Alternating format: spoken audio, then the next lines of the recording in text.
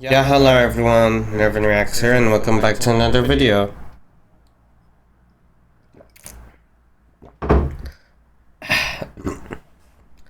So, yesterday while I was browsing through, I finally found out that Sam is back with another video, which is honestly surprising. I didn't expect him to upload until, next year or so. So yeah, it's very surprising. Anyway, the video is called Presidential Pets, A Brief History. I don't know a lot about, presidential pets, if presidential pets, but one presidential pet that I do know about is, Andrew Jackson's pet parrot, which swore a lot, and during Andrew Jackson's funeral, the parrot just swore so much that it had to be removed from the funeral service. So yeah, that's the only presidential pet I know about. Okay, 3, 2, 1, and go.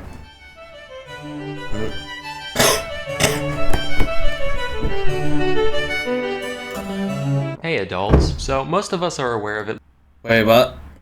What happened to his catchphrase? What's that? Hey adult. Oh.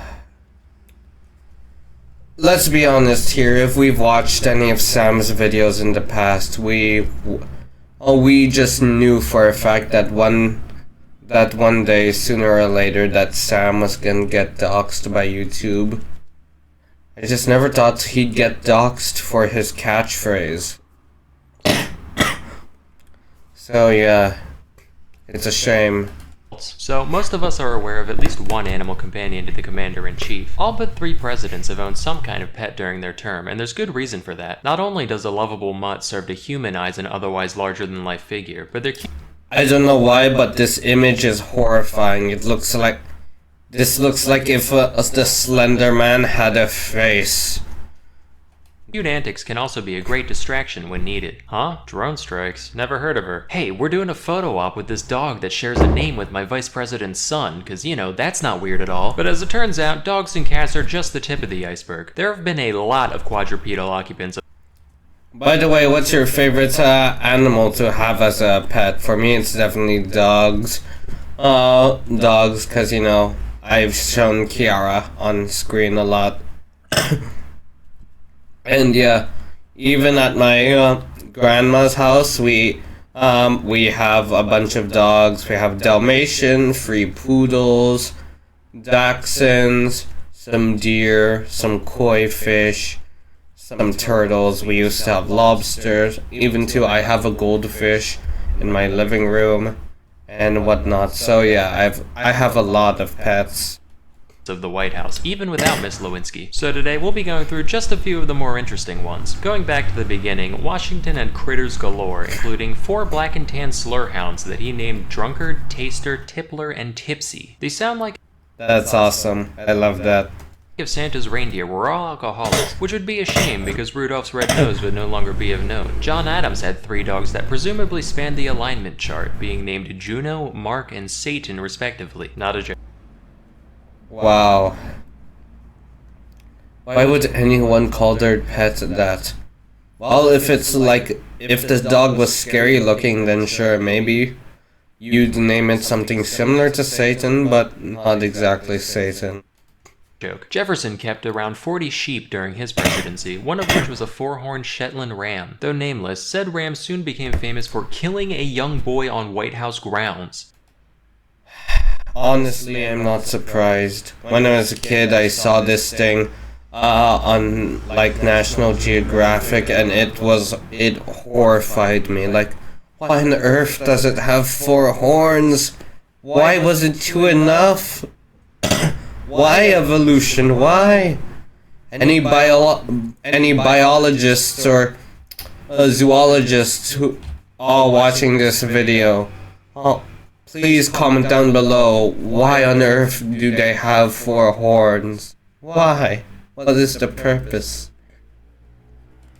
Rather than immediately destroying the animal as we'd expect today, Jefferson just had it moved back to Monticello. It was eventually put down, but only after it single-handedly killed several other rams at the estate, which just goes to show how Jefferson operated. Random child, not the best optics, but that can be forgiven. But my own property, that's a bridge too far, Rambo. John Quincy Adams' wife Louisa practiced sericulture, which is a fun word for silkworm keeping. As a side note, sericulture has been going on since at least 3630 BC, which is kinda nutty, cause that means we domesticated worms to turn their goo into clothes before we figured out how to ride a horse. Jackson had an African gray parrot named Paul. Yep, there's the parrot I was talking about, and I just found out that the parrot's name was Paul. For Polly, that would apparently curse like a sailor, probably thanks to the teachings of Old Hickory himself. Having outlived its owner, Paul ended up being removed from Jackson's funeral service after unleashing so much profanity that guests found it genuinely upsetting. He also kept Yep, honestly, Paul is probably the most famous presidential pet ever in U.S. history. roosters for cockfighting, which was acceptable at the time and still far from the worst thing he's done morally. During Van Buren's term, the Sultan of Oman sent a variety of gifts to the president, among them being a pair of tiger cubs. He was like, "This is badass," and desperately wanted to keep them in the White House. And honestly, I don't blame him if some head of state gave me like 2 tiger cubs. I'd be like, wow, this is cool. I'm definitely gonna keep them, and show off on the internet and become viral. But the dickheads in Congress asserted that, due to a specific constitutional provision, gifts to the presidential office weren't for the man himself, but for the people. Van Buren said, "Fuck the people, them's my tigers," and got into. And I don't blame him. Like I said, I understand the purpose of the constitutional provision. It's to prevent the president from being bought and bribed by foreign powers. However, if you were the president and you were gifted 2 tigers, wouldn't you want to keep them in the Oval Office as well? Oh, yeah, you would. Sorry, I don't know why that took a long time for me to say. Into a legal battle with the legislator over the issue, which he eventually lost. The tigers were subsequently sent to a zoo, and over 20 years. I can only imagine his frustration. Even myself, I'm feeling a bit frustrated from hearing that fact. It's a shame. Years later, Van Buren died of pneumonia, completely unrelated to this incident. Although Andrew Johnson had no du jour pets, he did befriend a family of mice he found in his bedroom, feeding them flour and grain and referring to them as the little fellows. It's an oddly wholesome thing to hear from someone who essentially set the trajectory for the next 100 years of black disenfranchisement. Mr. Johnson, we still have a country to rebuild. Get out of my room, I'm getting rat-pilled! Taft had 2 cows during his term. The first of them was named Mooly Wooly, and she died a year and a half in after, quote, eating too many oats. Actually, you know what? I was gonna say, how do you die from overeating something when I just realized, yeah, it's actually possible to die from overeating, so yeah. He was promptly replaced by the far more dignified Pauline Wayne. She was a real dime of a heifer, which led Taft to show her off at the International Dairymen's Expo in Milwaukee. In order to get her there, she was transported in a private car attached to a train headed for the stockyards in Chicago. But a switch crew mixed up which car was hers, leading to 2 days of frantic. Oh no, did they turn her into a whopper? Telegraphs asking where the president's cow had gone. She only narrowly avoided the slaughterhouse when a couple of attendants at the stockyard recognized Pauline for what she was, and all was well. This next one required. Good. The people at the slaughterhouse must have been relieved to know that the president won't send troops after them for, almost turning his cow into a steak. Requires a little background info. So the traditional Thanksgiving dinner was and remains a significant yearly ceremony for the first family. For half a century, from 1873 to 1913, the duty of providing the presidential turkey belonged to one Horace Vose, a private turkey farmer based in Rhode Island. After his death, though, things turned into a free-for-all, with numerous farmers sending unsolicited turkeys, both alive and dead, in an attempt to secure a position as the next annual caterer for the White House. Nobody was decided on for a decade, and upon assuming office in 1923, Calvin Coolidge found the volume of birds showing up at his doorstep alarming, and put an end to the tradition that year, instead opting to buy his own turkey. But in 1925, after much outside pressure, he caved, and was immediately flooded with not only turkey, but a variety of increasingly exotic animals to eat. Among them was a live raccoon he received the following year. Coolidge was, at the time, blissfully unaware. Don't tell me he ate the raccoon. Like, there are certain things that I would want to eat, and I'm not gonna lie to you. I'm not gonna be a hypocrite. Though there is a little voice inside of me that's basically saying, I wonder what raccoons taste like. But no, I'm holding on to my morality, and no. Raccoons should not be eaten. They're cute and probably cute, not to mention they rummage around for the trash, so even if I did have the heart to cook them, they probably won't taste good. Of the intricate dance performed on the palate between forward yet ephemeral gaminess and heady seductive musk when one submits himself to the experience of a toothsome raccoon fillet, and as such he decided to keep it as a pet instead. Dubbed Rebecca, the creature soon came to be a Oh, that's cute. Nice. Core member of the Coolidge family. She ate as well as any of them, being fed things like shrimp and persimmons, and she was particularly fond of eggs. Given free reign over the house, Rebecca's hobbies reportedly included unscrewing light bulbs, uprooting houseplants, and playing with wet bars of soap in the bathtub. She was so beloved. Yeah, raccoons are smart. They're pretty smart creatures. Gotta hand it to them. That she even had her own treehouse built for her in the White House yard. When the Coolidges made way for the Hoovers, Rebecca was forced to vacate her post, but the new first family soon found that they had a squatter on their hands. I wonder if the treehouse is still there. Anyone who's been to the White House, I've been there before, but I only took pictures of it from afar. Did you see a tree house in the yard? Tell me down below. Or if not, I'll just Google it later. Yeah, I'll probably Google it.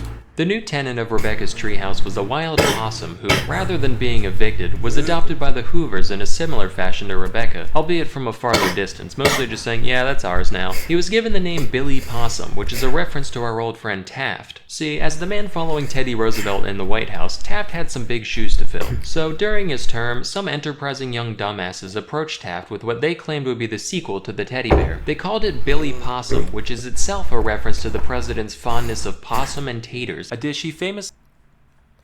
Possum. Honestly, at first that sounds but now that I think about it, it actually might taste good.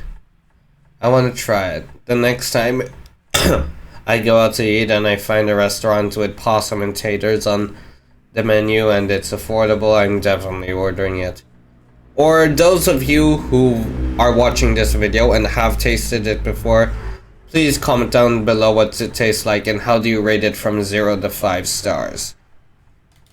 Requested at a banquet in Atlanta as an act of goodwill towards the South and its culture. Taft found the idea amusing enough that he gave the green light, and many thousands of Billy Possums were produced. Given their total obscurity today, it's clear these toys were a massive flop, and there's a few reasons for that. For one, trying to force fads at all is like trying to push water uphill, but also, the story of Roosevelt refusing to shoot a tied-up bear has a bit more symbolic poetry to it than, it's a possum, cause he like possum, he a fat boy, eat him up good. Couple that with the constant character assassination that the opossum as an animal has received from ignorant. Yeah, not to mention possums aren't that cute of a creature, unlike bears, so yeah. Urbanites, and it becomes obvious that this thing was doomed from the start. But anyway, that's where the Hoover opossum got his name, and his exploits were pretty limited outside of temporarily filling in as a mascot of a local high school. In 1961, Soviet Premier Nikita Khrushchev gifted a dog to the Kennedys, named Pushinka, or Fluffy. And while it is normally rude to look a gift dog in the mouth, an exception can be made when the single biggest threat to the free world insists that said dog should live with the president. Pushinka was x-rayed, put through metal detectors, and given ultrasounds out of fear that someone implanted her with a listening device. Now you guys might be thinking, but why would you do that? It's just a dog. And that's exactly why they do it. Why they do that. No one would expect anything suspicious with a cute dog. And yes, it's not to mention it's possible. It is entirely possible to put something inside a living creature and have it stay alive. So yeah. Fortunately, though there may be bugs in some of you mugs, there ain't no bugs in she, and Pushinka remained a Kennedy for the rest of her days, while truthfully, the gift was likely given as a simple act. Is this a picture of Pushinka? That's nice.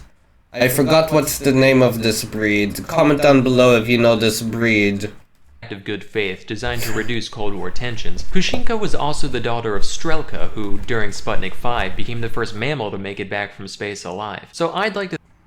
Oh wow, that's actually a pretty sick backstory. A pretty sick bloodline for a dog to have. If Pushinka had a daughter, the bloodline of space dogs would go down for generations to generations. But yeah, in reality, Pushinka most likely didn't have babies, so yeah. To think of it as more of a passive-aggressive space race flex. Like, yeah, our astronanimals are so alive, they're making babies even. Hope looking at this one constantly reminds you of where you stand. With that, I hope you found this highlight reel Yup, I can see that happening as well. Enlightening. It feels good to know that while Congress has always been a zoo, so too has the White House at times. That's all for today. Till next time, I'm Salmonella, and you make my girlhood tremble. Mommy, alam mo mahal ng mag-alaga. Come on. Kaya di man maiwasang matigil ang gatas. So yeah, bye Sam. See you next time in a few months. But yeah, what he said at his last line. Congress can be a zoo, but so is the White House. That's honestly very true and not unique to, American politics, but to politics in general. It is a chaotic and messed up world. People go in thinking, I'm gonna change, I'm gonna bring about change, only to become, only to find out the throne stands atop a house of cards, and you begin to turn into a monster. A corrupt political monster. So yeah. Sorry about this. I'm still coughing and it's so hot. So yeah, I don't really have anything else to say really.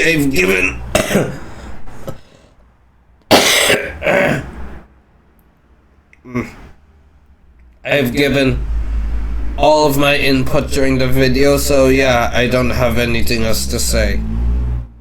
So, if you like this video, please hit that like and subscribe. Check out my Facebook page, links in the description. And so will the link to the original video on Sam's channel. Go check him out, he's amazing, and he needs all the support he can get, since he just got doxxed. Anyway, that's all for today. I'll see you guys next time. Bye!